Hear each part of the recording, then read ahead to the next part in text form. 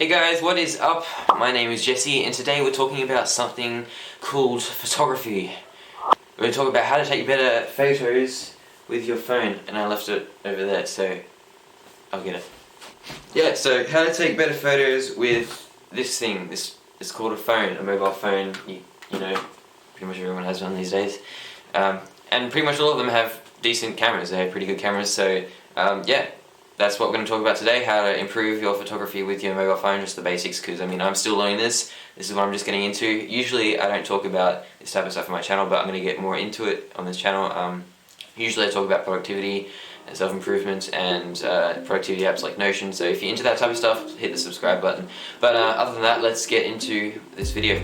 First thing you need to do when you're getting into photography with your phone is actually learn what your phone can do, because not all phones can do the same thing when it comes to photography and videography. My phone can shoot in 4K with video and 4K with photos and stuff like that, so knowing that means that I know what I can film in, if that makes sense. It's just important to know that type of stuff.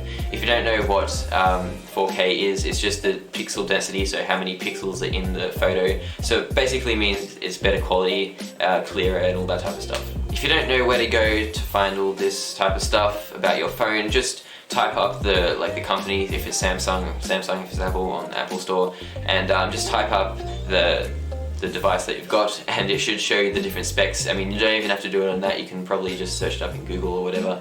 It'll show you what the camera specs are and all the other different specs, but we're only focusing on the camera, of course. There are also probably a bunch of different modes, so panorama, slow-mo, super slow-mo, all that type of stuff. I've even got a food mode on this, so which means it basically kind of turns up the saturation a bit and blurs the background and just focuses on the food, which is pretty cool. It looks really nice. It also has selective focus, which means I can just hold it up super close to something, tap on that thing, and then it will basically blur the background, and I can adjust the blur that it's got on the background.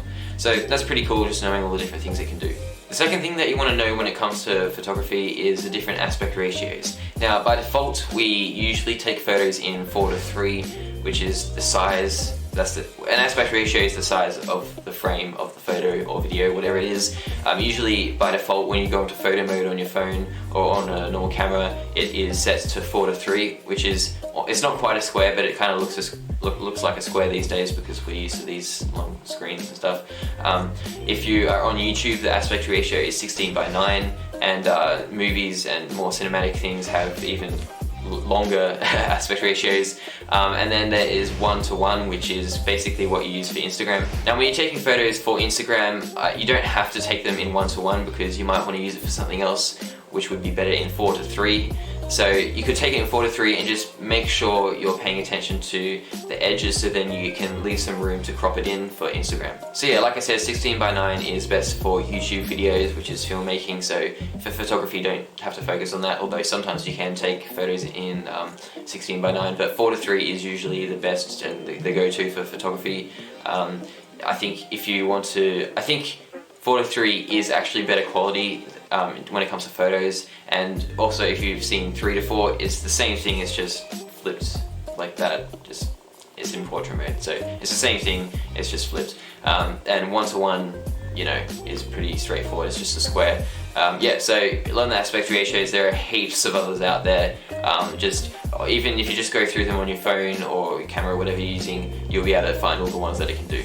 So when it comes to photography and the aspect ratio, it depends on the mood of the photo that you're trying to convey, and also the function of the photo. So if you're going to put it on Instagram, you know, it's going to be square. If you're going to put it on YouTube, the video is going to be 16:9. So, you know, you need to think ahead of time what the photo is going to be used for, and you know what the mood is. The third thing you want to learn when it comes to photography is the composition of the photo.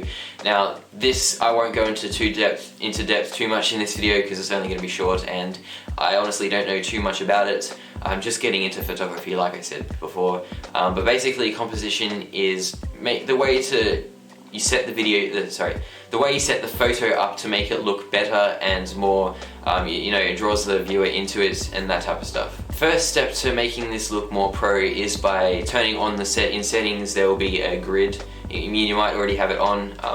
I'll show you. Basically, I don't know if you can see that. You can probably see me there. There's a, you know, there somewhere there's a grid there, so you can see the grid, and that helps me line things up so I can play around with the horizon and, depending on the mood, make it more straight. So if you want to convey a more action type of photo, then you kind of usually have it tilted a bit, the camera tilted, and it's easy to line that up because I've got the grid on. If you're just making most photos though, you want to have the horizon aligned with the frame. So yeah, having the grid turned on is very, very helpful. The second thing that it can come in handy for is with the subject and where you want them to be positioned in the frame. So like I said, a lot of these things depend on the mood of the shot and what message you're trying to convey, but most of the time you don't want to have someone directly in the middle. I mean, you can sometimes, depends what it's for. If it's for you know, a profile picture, of course you want them in the middle, but most of the time you want to have it kind of on the side, if this makes sense, and looking into the distance. Yeah, that doesn't make sense. That doesn't make sense, does it? Sorry. As an example, think of a journey you're about to go on in your caravan or something like that, and you want to take a photo of your car and caravan. They're ready to go. Would you put the caravan on this side, in the middle, or this side? Now, most of the time you might just think of snap a photo, you wouldn't even think about that, but if you want to actually get into making it look more pro, if you're about to start the journey, then it'll make more sense to have it on one corner facing out the other corner, if that makes sense. And then if you're in the middle of the journey, you might have it in the middle, and then if you just finish the journey, if you're just coming home and stuff like that, then you might have it in one corner facing that same corner, if that makes sense. Now, this doesn't always apply, it depends on the mood, depends on what it's for, and depends, of course, if it actually looks pro, because it depends on the shot. So yeah, I said depends a lot then. Anyway, pay attention to the composition where your subject is and just try to make it look as best you can. It does come with practice. At first your photos might look a bit crap compared to what your photos will look like in a few days, a few weeks, a few months, a few years. You're going to get better if you practice. It all comes down to how much you practice, how many photos you take, and getting the feedback that you need. So that's why I would suggest to start posting them on Instagram or something like that, just to get the feedback, to get people following you and seeing your work. And then that's really enjoyable, like being able to see your work out there and people liking it and people commenting on it. That really does, you know, motivate you to keep going with it. The way that I make my photos look better when it comes to composition is by adding depth. Now, the simplest definition I can give you of depth is turning a circle, a 2D circle, into a 3D tube or cylinder or whatever, and it kind of adds depth because you're being drawn into that cylinder, your eyes, if that makes sense. So basically, when it comes to photography with this, you want to add blurred objects on the side, so you can see having it like this. I can't see, I haven't got a flip screen, so I can't really see what it looks like.